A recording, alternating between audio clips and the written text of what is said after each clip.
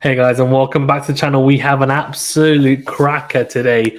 It's Australian Open 2023 contender profile for Matteo Berrettini. As always, we're going to break it down, and I'll explain how we're going to break it down. Before I do, though, remember to that like button and do subscribe if you are new. Thank you so much to everyone who is supporting the channel. Also, thank you to everyone who is a member as well. Really does help us out. If you are listening on a podcast platform, please do remember to leave a rating or review. Okay, let's get into this then, because Matteo Berrettini might be a little bit of a surprising one for you guys. You might think, Fazan, is he really a contender? And you might be right. He may not be a contender when all is said and done. He might fall early on, and the draw is coming up pretty soon. So I guess we'll see how that shapes up. But to me, if we look at some of his past results and then we also look at his game, I think he has to be a contender of sorts. And he's now back, by the looks of it, in full form in terms of physical form anyway. I think match form still is a little bit to be decided. We'll talk about that in a second. What we're going to do is we're going to first of all talk about his most recent matches and how he's looked. And then I will talk about his historical results at the Australian Open. Then I'll talk a little bit about his game.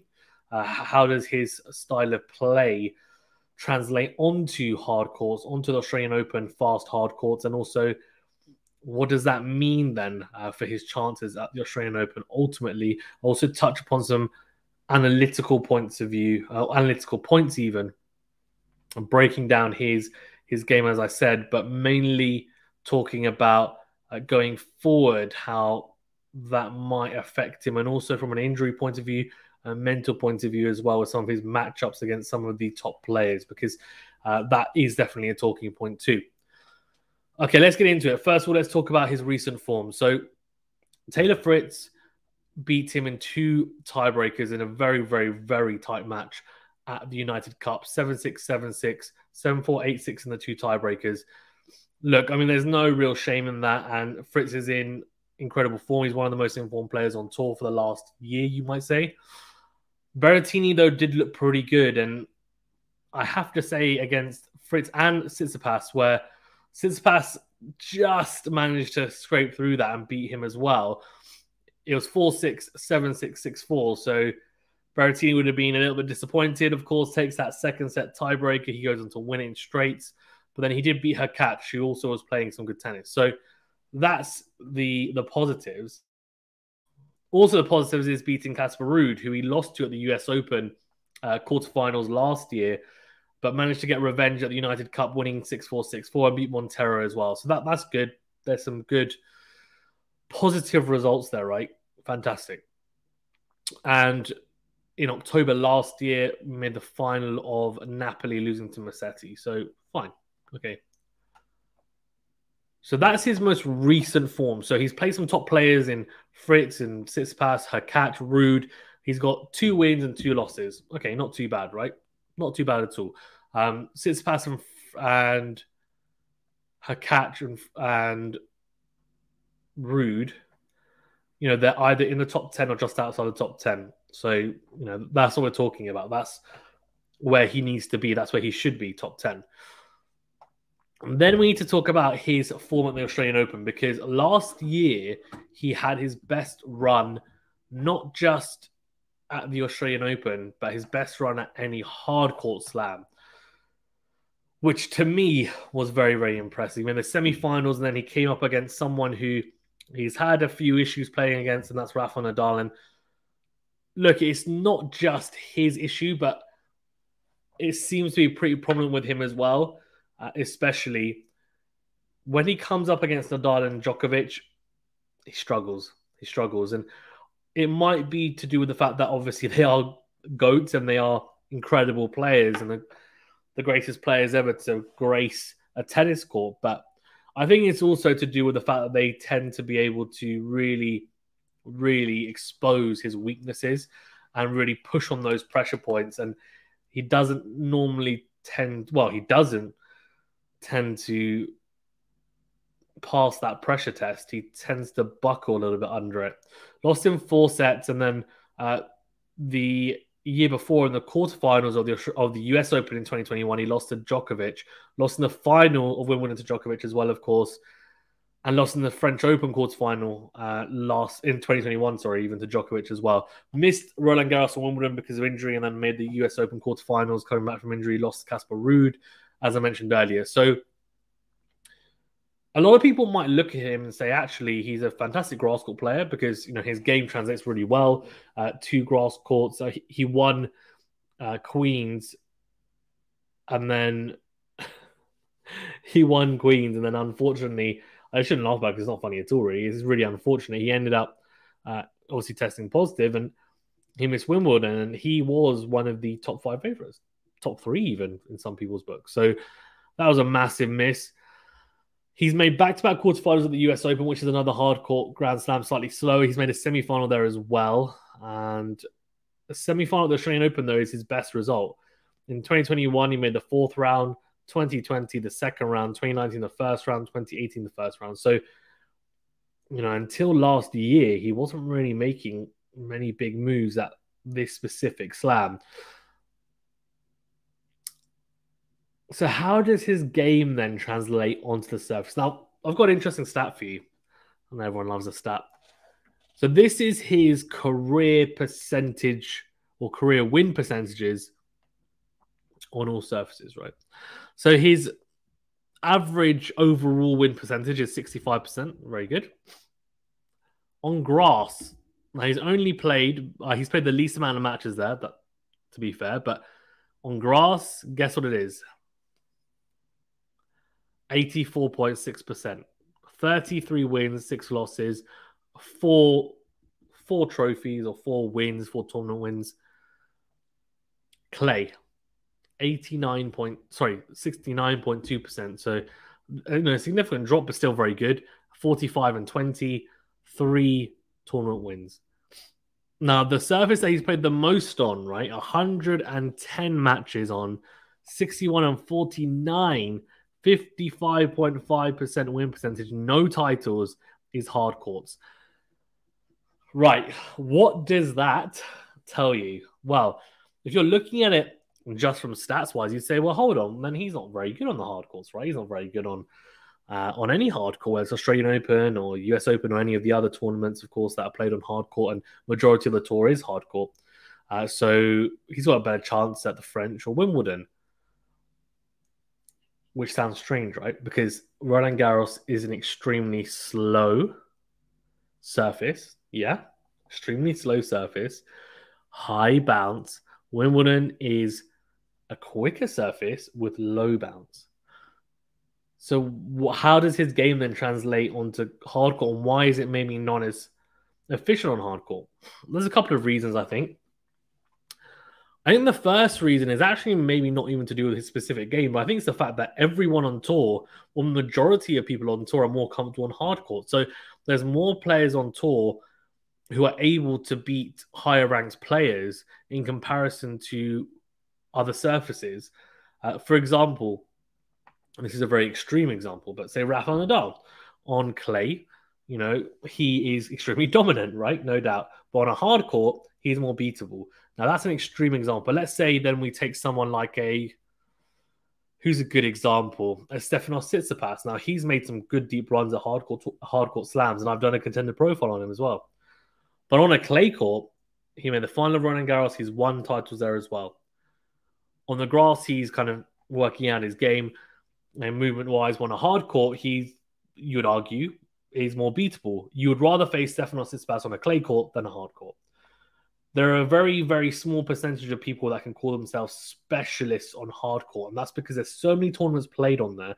Everyone has a pretty high base level, I would say, on a hard court generally. And I do think it's harder to really make a big splash in the hard court tournaments if you're someone who's outside of your Djokovic and Nadal and Medvedev and Zverev. Although in saying that, Zverev hasn't won a slam either. Medvedev's only won one. So it is hard. It is, no doubt. And all of these players as well, as I said, anyone can be anyone outside of Nadal and Djokovic. I think that's really what it is. And even Alcaraz recently, he's beatable. Jannik Sinner coming through, can play on all surfaces. Berrettini, that's one aspect. I think the other aspect is, being injured a lot of the time. And these younger players coming through now, as I said, they are going to be better on hard court. But majority of them, if they're like a so-called clay court specialist, they can still play on hard court. Look at Holger Rune. He came through. People thought he was a clay court specialist. Then he won the Paris Masters. This kid can play on all surfaces. That's just the way it is. So you have more of an opportunity to play on that surface. Hence, you will inevitably, increase your level, I feel, on that surface as well. That's my personal opinion. People may not agree. What I would say, though, is I don't think these stats do him justice, because they will take into account, of course, some of his results from his earlier years. And apart from that semi-final in 2019 of the US Open, which I have to say is a bit of an anomaly, really, 2018, 2019, 2020 were really poor slam years for him on hard courts. Really, really poor. It's only until 2021 where he started to, really start making dents in these slams, in these hard court slams especially. So, I think we have to bear that in mind as well. I do think his serve, of course, is a massive, massive weapon on any surface. And so now I'm going to talk about it specifically on these Australian Open hard courts. The Australian Open hard courts are quick. They're quicker than the US Open. And in some people's eyes, we'll see how it plays this year. But I think for the last 2 years, they've said it's been really quick. Really, really quick. Now, he lost to Nadal last year at the Australian Open, which, you might say is a little bit surprising, given that, maybe Berrettini might be able to beat him. But what Berrettini did really well is expose the Berrettini backhand. He's one of the best returners of all time. So he returned extremely well, and he served quite well as well. Utilized, as I said, and also utilized his own backhand slides extremely well, especially down the line. So what I would say is,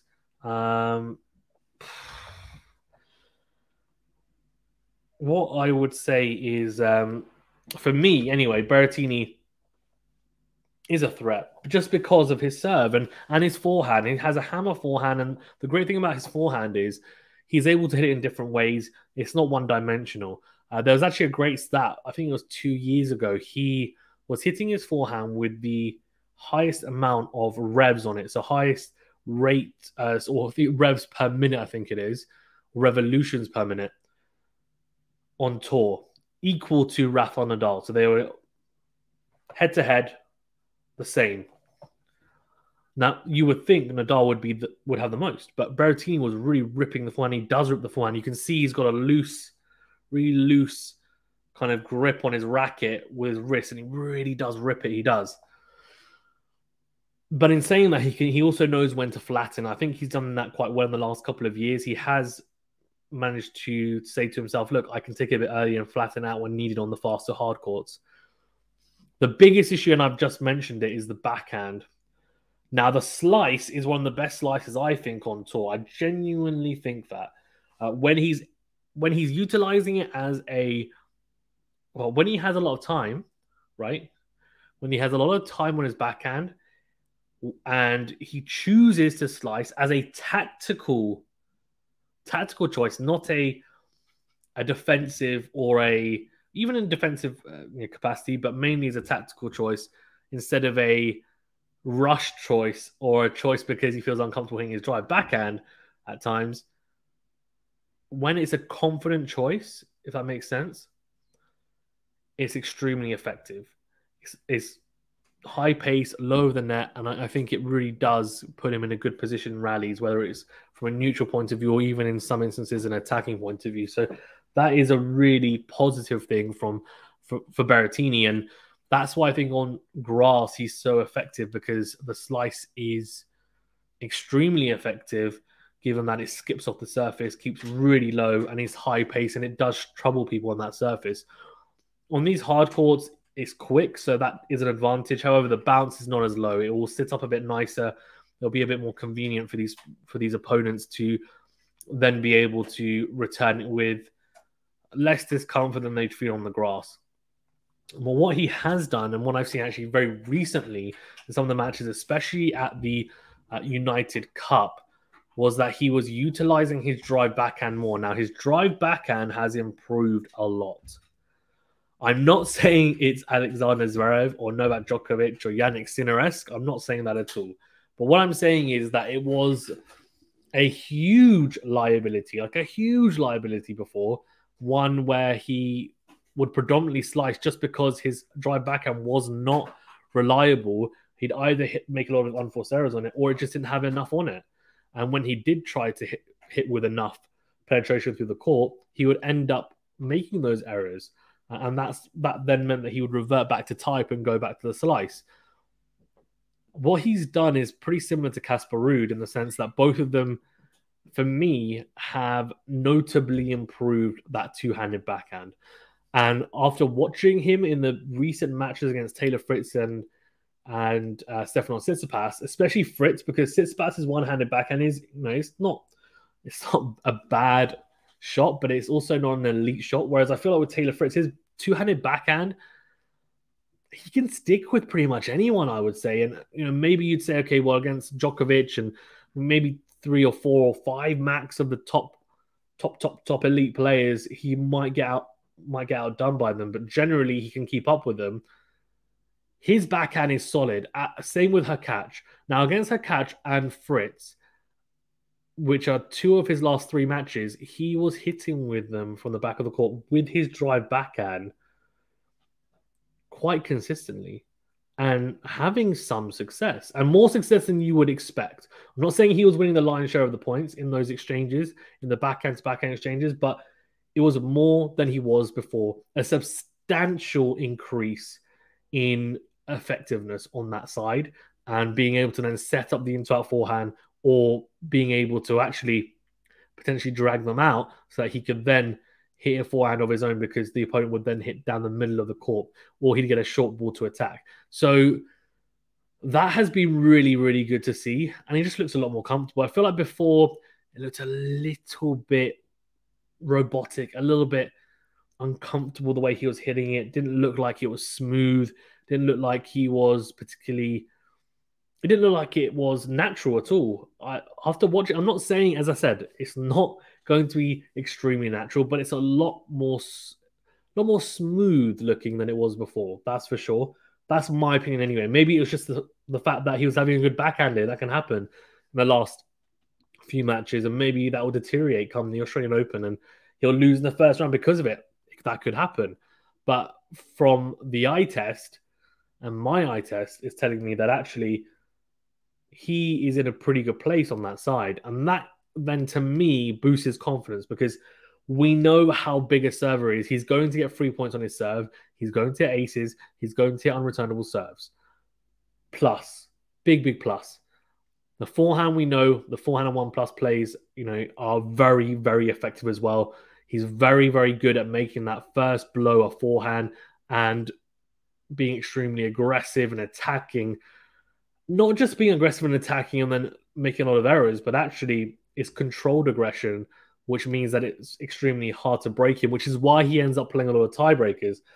There's 2 reasons. The first reason is because he serves so well, and then not necessarily just he serves so well, but he backs up his serve extremely well. But 2, his returning is maybe not as good as it should be. Now, again, that's something he has been improving. His backhand return has improved somewhat. It hasn't improved as much as his backhand generally from the back of the court. He will block it back at times, and that's fine. He does tend to make some mistakes on his forehand return as well. And I feel like with him, that's something that he could still work on. He's not the most... he does make his way around the court. His movement is pretty good around the court, and his stamina and his athleticism is not terrible, but it's not... It's good, but it's not up there with your Djokovic's, your Sinners, your Nadal's, your Tsitsipas's, your maybe even your Fritz's, your Hurkacz's. I feel like he's a level below, and that does mean that I feel like he doesn't quite have that agility that some of the elite returners have. And I don't think he's ever going to be an elite returner, but he needs to find what really works for him and find what is serviceable for him that he can consistently rely on to get into the rallies and then get to neutral as soon as possible. and on the front foot when he can. I feel like second serve returns is something that he needs to really work on, because those are points where, especially on his forehand side, if they're going into his forehand, he should be punishing them. He should be punishing them. He should be winning the majority of the points that are into his forehand side on second serves. For backhands, fine, I get it. But even then, I feel like he's got time. The kick serve is not as effective on this surface as it is on clay, of course. Yes, it's going to still bounce high, but it's going to sit up nicer. It's not going to stop on you as much. He needs to cash in there. He really does. And I feel like if he manages to feel pretty comfortable returning, then he's in a better place. And I think that's why, against the big servers, he will also struggle himself, because they might struggle against him, but he will also struggle. And that's why we saw tiebreakers against Fritz, for example. Both these guys can serve 140 mile per hour plus, hit their spots. Against Tsitsipas in a very tight match as well. Similar, same with her catch. And the reason why they're tight is because all three of those guys are big servers, but they also have more to their game, no doubt, right? No doubt. The question is then, who is able to play the better tennis on the day? Who's able to follow the game plan? Who's able to problem solve better on the day? And I think for Berrettini, sometimes with him, he can be a little bit one-dimensional. But the fact that he's now able to hit that drive backhand and feel more comfortable on it, I think gives him an added layer, an added option. And on the forehand side, it's good to see him still being able to rip it, hit winners off it, and be comfortable attacking on it. His touch of the net is very good. I've been very impressed with it throughout the last few years, and it's something that continually impresses me each year. What I would say is, for me, Matteo Berrettini needs to come to the net. He should not be trying to get involved in long rallies from the back of the court. Why would you do that if you're him? Yes, you've got a fantastic forehand, but when you have the opportunity to come in. Hit that good approach shot deep into the corner, come forward, finish it off. Serve and volley at times. Why not? Even on second serve returns, why not come forward? If it's on your forehand, why not? Why not? Now, we're not saying to utilize that all the time, but as a tactic to mix things up, I think he should be using it. And he does at times, he does. Maybe doesn't necessarily second serve, return and volley, but he does serve and volley at times. He will come forward to the net, and he does try to finish off points there. And I feel like Berrettini is at his best when he is attacking. He might make some mistakes, but when he's confident and he's backed himself to really go for it, he will then end up winning a fair share of aces, a fair share of points, even, and be extremely, extremely good, I think, against specific opponents, depending on who they are. Styles do, they say in boxing, styles make fights, and the same holds true in tennis. It does. If he comes up against a Nadal or a Djokovic, I still don't necessarily fancy his chances, but against everyone else, I think he's got a chance. He really does. And I wouldn't be surprised if he was to beat them. That is anyone. And I genuinely mean that. Thank you very much, guys, for tuning in. Really do appreciate it. Remember to hit that like button and do subscribe if you are new. And in fact, I've completely forgotten to give you guys my predictions, so let's do that first.